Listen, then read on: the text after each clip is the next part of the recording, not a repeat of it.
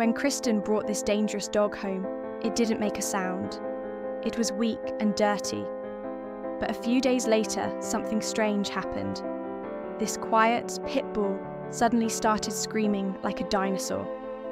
It was nothing like a dog bark. It was a strange sound that frightened everyone who heard it. Other people who heard this sound would get scared and throw him out onto the street.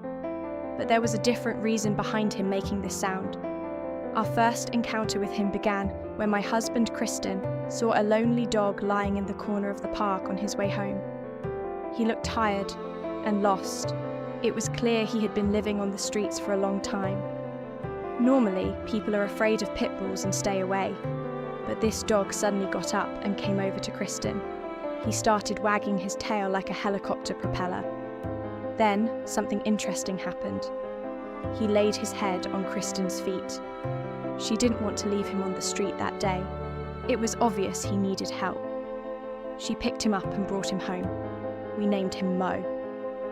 The next morning, we woke up to find him lying peacefully beside us, as if he had been waiting for us for years. A strong bond of love quickly formed between us. However, the next day, we had to make a very difficult decision, because Mo's story was just beginning. We thought about taking him to the shelter. Maybe he was lost. Maybe his owners were looking for him. Since we didn't know, we wanted to take him to the shelter. We didn't want to leave him.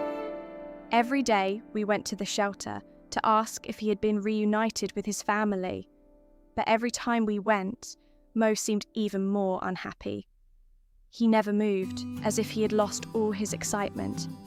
He would lie down on my lap without making his famous dinosaur sound. During those uncertain days, that date on the calendar would completely change our decision. We had met Mo on June 17th. Kristen had lost her father at a young age. She had grown up longing for a father figure. It couldn't be a coincidence that we met Mo one day before her father's birthday. It was a message from fate.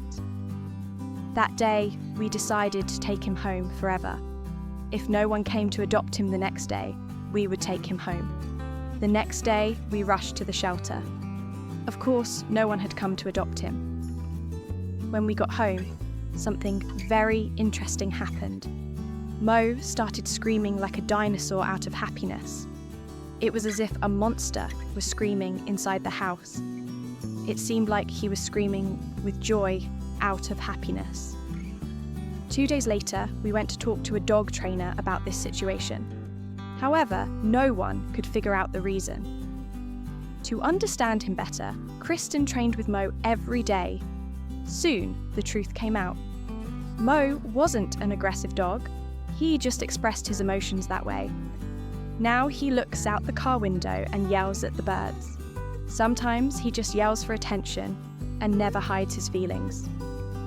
People are scared when they first hear that sound, but when they spend time with him, they realize that behind the noise is a very gentle dog. Kristen never thought her first dog would be a pit bull.